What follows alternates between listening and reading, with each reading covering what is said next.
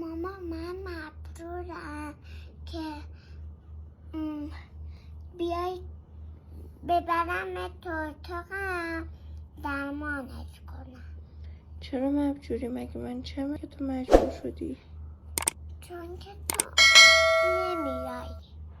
بیا حالا مگه من چمه تو به این شدت میخوای منو بیا تیتی. هنو بیدار نشده ببری درمان کنی؟ بیا دیگه بخون. یه گندم روی کره زمین. یه گندم روی کره زمین. خب بعد گندم که دوست داشتنی بود گفت چی شده گندش؟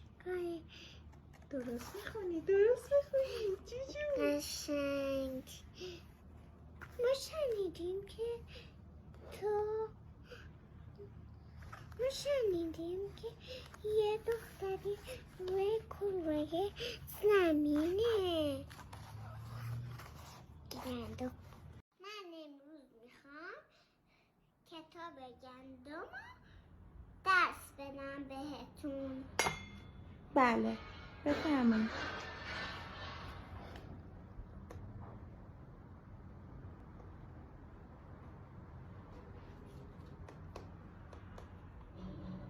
چیه؟ پیه؟ آر آره بله آر.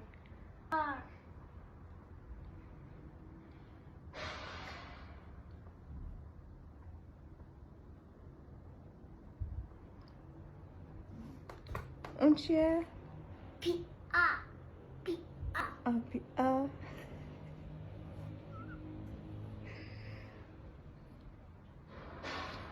چه ربطی داشت به کتاب گندم؟ اون چیه؟ پیس